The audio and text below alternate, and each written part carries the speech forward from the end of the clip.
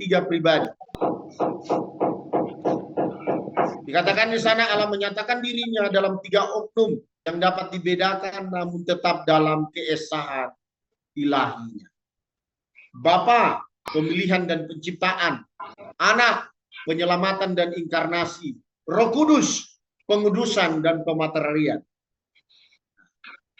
Jadi istilah Tritunggal tidak ada secara literal dalam Alkitab, namun konsepnya sangat Alkitabiah.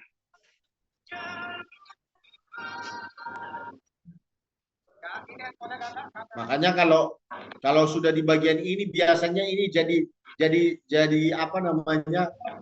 Jadi pembahasan terhangat, ya.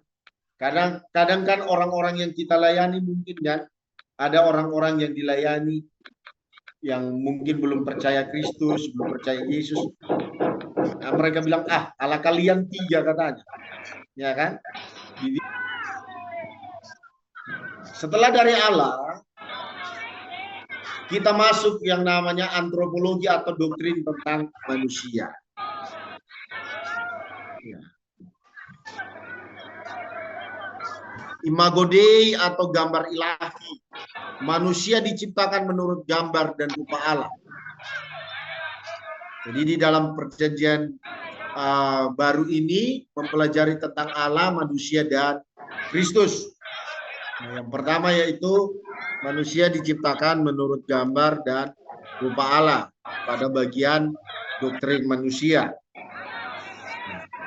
Jadi menurut gambar dan rupa Allah yang melibatkan yang pertama itu personalitas, kesadaran diri dan kehendak.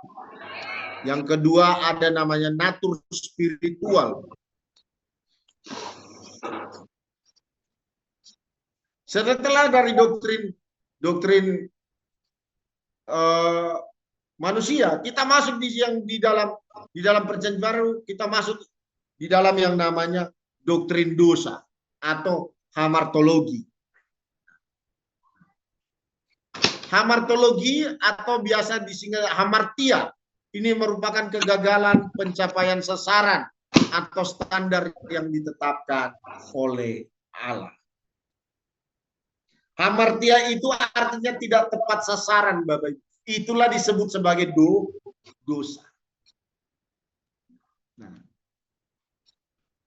kalau kita baca di dalam kebenaran firman Tuhan dibilang seperti anak panah di tangan pahlawan. Artinya setiap kita ini anak panah di tangan Tuhan yang mau Tuhan lepaskan untuk tepat pada sasaran. Sasarannya apa? Jiwa-jiwa, Bapak Ibu. Tapi dalam teologi perjanjian baru, kita akan mempelajari juga yang bagian yang ketiga yaitu kristologi atau inkarnasi Kristus, mahkota duri di atas kayu salib. Nah.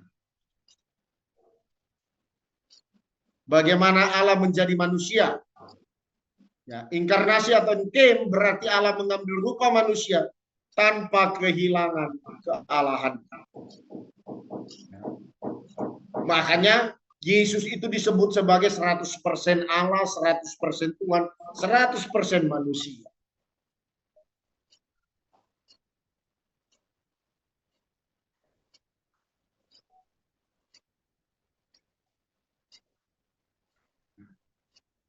Bapak Ibu pernah nonton tidak tentang sejati? Kenapa? Karena ia pernah lapar, ia haus dan menangis. Jadi Tuhan itu 100% Tuhan, 100% manusia.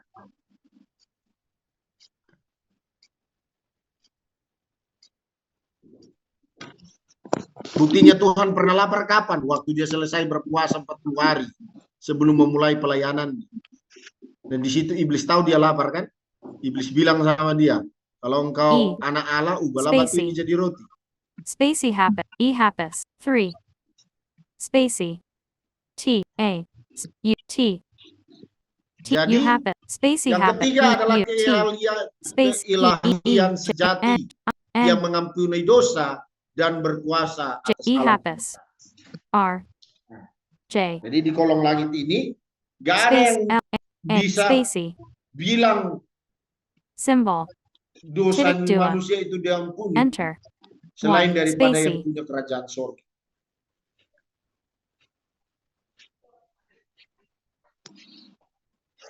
Jadi di dalam 2 teologi happens perjanjian baru period kita juga 2 mempelajari 2 tentang O bagaimana A inkarnasi H U Kristus itu spacey terjadi.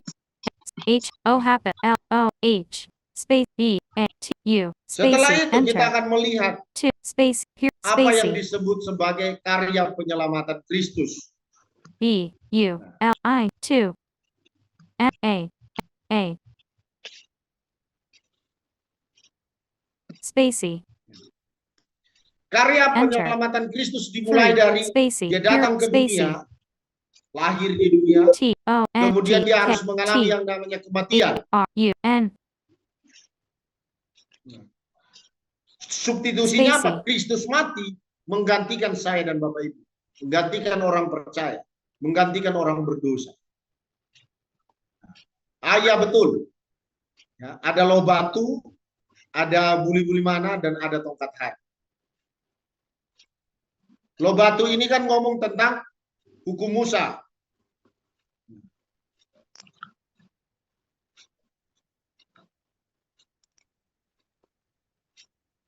Tongkat Harun ini kan ngomong tentang imam daripada Melkisedek.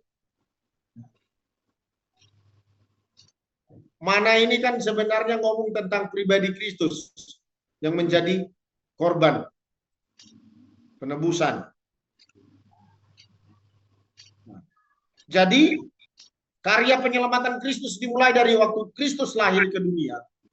Dia harus mengalami yang namanya kematian untuk menggantikan setiap orang berdosa. Waktu dia mengalami kematian, maut tidak bisa menahannya. Dia harus bangkit, menaklukkan maut, di mana ini memvalidasi iman Kristen itu tidak sia-sia. Kembali menjadi Tuhan atas segala Tuhan, dan kemudian dia akan datang kembali. Ini ngomong tentang karya penyelamatannya nanti yang kedua kali ketika dia datang sebagai raja atas seluruh muka bumi. Dia datang untuk membawa setiap kita kembali ke rumah kita yang sebenarnya. Kita semua ini kan perantau semua di muka bumi ini. Dilahirkan melalui orang tua kita, merantaulah kita di muka bumi ini. Istilahnya ngontrak dulu lah. Ngontrak sampai 70 tahun, 80 tahun kan. Hanya penggenapan nubuat tentang Kristus. Penggenapannya melalui apa Bapak Ibu? Penggenapannya dimulai melalui yang namanya, dia berasal dari namanya keturunan Daud. 2 Samuel 7 ayat 12 sampai dengan 16. Coba kita lihat sama-sama Bapak Ibu. 2 Samuel pasal 7 ayat 12. Ya. Penggenapan nubuatan-nubuatannya. Tempat lahirnya di Bethlehem, kota kecil. Tempat terpencil. Ya. Mika 5 ayat 2. Yesaya 53 ayat 5. Dia menanggung dosa manusia. Dosa dunia. Baru di bagian yang terakhir kebangkitan. Mazmur 16 ayat 10. Matius 28 ayat 6. Coba kita lihat Mazmur pasal 16 ayat 10.